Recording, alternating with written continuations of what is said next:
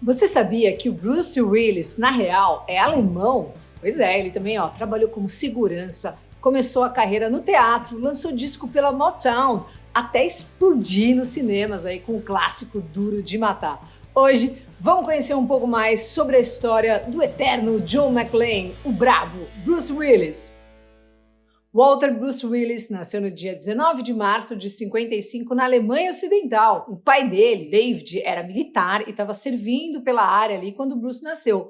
2 anos depois, o pai foi dispensado do serviço e mudou com a família toda para New Jersey. Lá, o jovem Bruno, o apelido que ele ganhou ali dos amigos, encantava geral ali com o jeito palhacito de ser e tal. Ele sempre foi muito carismático, também zoava geral e sofria um bullying pesado aí por conta da gagueira. Sempre que ele ia apresentar um trabalho, arrastavam muito com o moleque, que levava lá uns 3 minutos para conseguir formar uma frase simples, assim. Esse era um problema, que o Bruce, novinho ali, carregava desde quando ele tinha, 6 anos de idade. Foi aí que ele encontrou o teatro, ele se aventurou nos testes para a escola e descobriu que enquanto estava no palco, a gagueira sumia. E assim que ele pisava para fora do palco, pronto, voltava a engasgar as palavras tudo de novo, já era. Foi aí que deu um estalo, no menino. Ele falou, isso é um milagre, cara, eu preciso me aprofundar mais e tal. E o Bruce sempre relutou em falar sobre isso na mídia, porque as lembranças dessa época eram muito doídas. Depois de se formar na escola, ele começou a trabalhar para levantar uma grana enquanto estudava teatro na faculdade. Ele levou isso mesmo. Mas nem o trampo, nem os cadernos seguravam ali o jovem Bruce. Ele queria ir para as cabeças mesmo, sonhava em atuar com os grandão. Nessas, meteu o louco, largou tudo e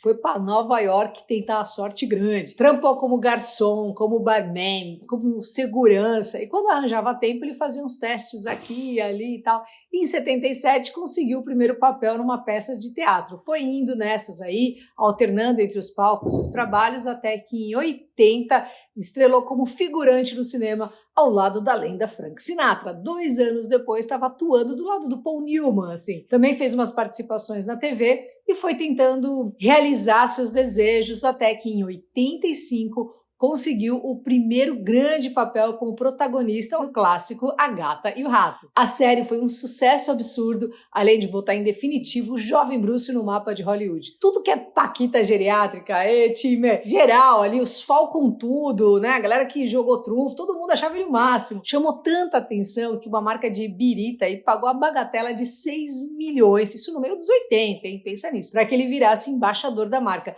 Ele acabou largando essa gig aí tempos depois, porque ele mesmo começou a se empolgar ali, com os goró. Chegou até a puxar uma cadeia ali de leve por dirigir, bem louco. Mas conseguiu resolver a tempo. Trabalhou na sobriedade ali, entrou pro AA e hoje em dia só toma aquela tacinha de vinho na hora da janta, aquelas coisas assim, mais light. Pouco depois, em 87, colou numa festa e cresceu o zóio aí na cunhada do Charlie Sheen, que também tá por aqui, uma tal de Demi Moore. O Cupido, flechou forte e logo os dois estavam de aliança no dedo numa cerimônia oficializada pelo Little Richard. Olha a moral. Inclusive, nesse mesmo ano, Bruce se aventurava na música. Soltou a voz ali no disco The Return of Bruno. Tá nos streams aí, é só procurar. Esse disco saiu pela Motown, tem noção? Ainda contava ali com uma bandaça com músicos do Pointer Sisters, do Temptations, fenomenal ali, os caras, os donos dos anos 60 e 70, o saudoso Booker T. Jones, do Booker T. and the MGs, que tem a fenomenal Green Onions, enfim. Mas foi em 88 que o Bruce foi catapultado ali com força pro panteão das estrelas, com um clássico absoluto da tela quente, Duro de Matar. Foi um sucesso inacreditável. O Bruce colocou 5 milhões no bolso pelo papel do John McClane para começar a trocar ideia. Assim. Papel esse que foi negado pelo Stallone e pelo Schwarzenegger. Falaram, isso aí não vai dar em nada, vai vendo. Foi durante as gravações do longa que ele quase ficou surdo de um ouvido, depois de uma cena lá onde ele dá uns pipocos com a arma perto da orelha. Inclusive, muita gente sempre achou o Bruce meio antipático nas entrevistas, um jeitinho assim, meio pá. Mas a filha dele, a Rummer, ela falou que, na real, ele age assim porque quase não consegue ouvir as perguntas. Bom, depois da sequência de Duro de Matar, fez uns trampinhos menores, até tentou atacar de produtor, mas o projeto flopou e tava rolando aquele cheirinho de downhill no ar, sabe assim? Lê do engano. Em 94, um jovem diretor ali chamado Quentin Tarantino chama ele para estrelar o espetáculo espetacular Pulp Fiction, outro hit absoluto. E não para por aí. Em 98 veio o antológico Armagedon, né? Seguido do Sexto Sentido. Isso pra dizer só alguns, aí já conta pra gente aí qual que você gosta mais e tal. Isso fora a participação dele no Friends, né? Que foi sensacional, que ele fez só porque perdeu uma aposta pro Matthew Perry, que tá aqui também, no set do Meu Vizinho Mafioso. Quem ganhou no final foi ele, que acabou botando um M no bolso por causa disso. Ele era tipo um Stones, assim, sabe? Ele não parava, não dava sinal de que ia parar tão cedo. E, além de tudo, era super versátil, assim. Do mesmo jeito que ele apavorava aí, né? Nos filmes dos brucutu, peito de pombo, com ação, tiro pra todo lado, ele também fazia os papéis mais dramáticos, além de ter um ótimo timing também pra comédia. Pacote completo, né? Dos 2000 pra frente, acabou se separando ali da Demi, né? Perdendo um irmão pro câncer também. Aquele rebosteio. Em 2015, voltou pros palcos, na Broadway, né? Numa releitura do clássico Louco Obsessão, do Stephen King. Só que a peça não deu muito certo. A crítica na época desceu a lenha na atuação dele, além de caguetar ali que ele usava um pontinho eletrônico para lembrar as falas. Isso aconteceu logo depois dele ser demitido do Café Society, do Woody Allen, justamente por não conseguir decorar o script. Nos últimos anos, ele começou a aparecer só naqueles filminhos lá do B, não, lá do C, sabe? Com pouquíssimo tempo de tela, meio que escalavam ele só para fazer uma participação e aí tuchava a cara dele no cartaz para vender ingresso. Geral começou a achar que o Bruce tava mesmo ali, ó, fechando a porta da carreira dele, não tava conseguindo mais emplacar nada, e pela mesma época começaram a surgir os rumores aí de que a saúde mental dele tava mal. Além de não conseguir decorar as falas, às vezes assim dava um apagão, sabe, assim, um branco geral, ele esquecia, porque ele tava até no set, assim, o que eu tô fazendo aqui? Foi aí que em 2022, agora, né, super recente, veio a confirmação que ninguém queria ter, que o Bruce anunciava então a sua aposentadoria nas telonas depois de receber um diagnóstico de afasia, que é um distúrbio que prejudica as nossas habilidades de comunicação. Mais recentemente, agora em 23, descobriram que o buraco é bem mais embaixo. Na real, o Bruce sofre de demência frontotemporal, que é uma doença neurodegenerativa que afeta o comportamento e as capacidades linguísticas do paciente. Pessoas mais próximas dizem que já não é possível ter uma conversa normal com ele. Ele já dá sinais de que não reconhece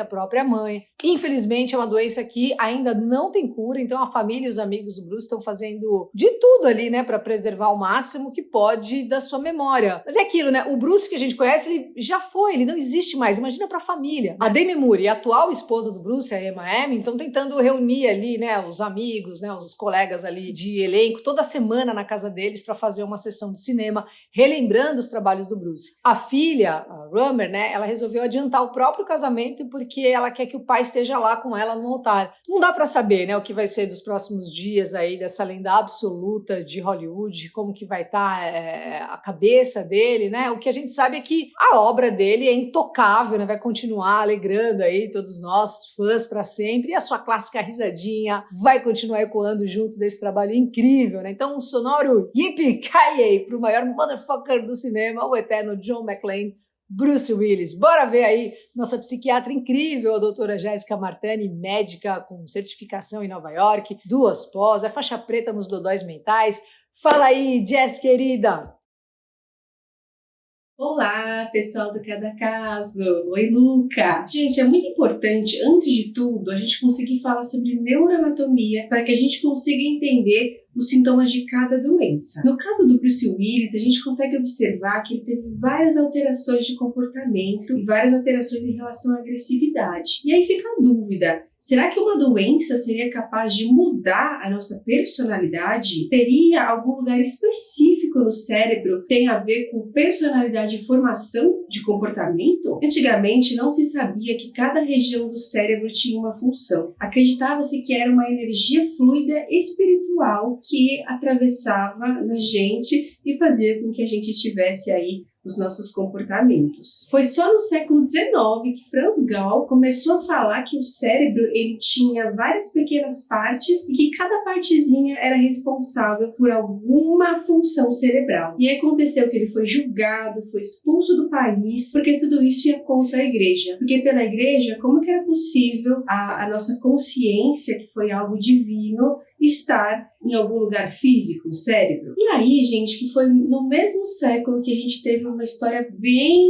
interessante aí, que deixou toda a classe dos cientistas em alvoroço. O famoso caso de Phineas Gage. O que aconteceu foi que teve uma super explosão e uma barra de ferro acabou atravessando o cérebro dele. Ele perdeu um monte de massa encefálica e aconteceu algo super curioso. Ele continuou a trabalhar, fazer as atividades dele, só que ele mudou completamente o jeito de ser. Então, de uma pessoa super educada, ele começou a ficar rude. De uma pessoa super educada, gentil, ele começou a não ter empatia e começou a ser uma pessoa intratável, se conviver. E é aí que a gente pode fazer o link com a doença de Bruce Willis. No caso do Phineas Gage, pegou realmente a parte do lobo frontal. Com a lesão no lobo frontal, a gente tem muita dificuldade de controlar os nossos impulsos inconscientes. A gente perde o filtro da razão, perde o bom senso, perde a empatia. Pode acontecer sim maior agressividade verbal e física. E é nessa área, juntamente com o lobo temporal, que acontece a demência frontotemporal. Bruce Willis, ele começou com alterações aí da fala, que hoje a gente sabe que é nessa região que nós temos a área de Broca, que é o centro da linguagem. Então ele começou a ter alteração de fala, alteração da compreensão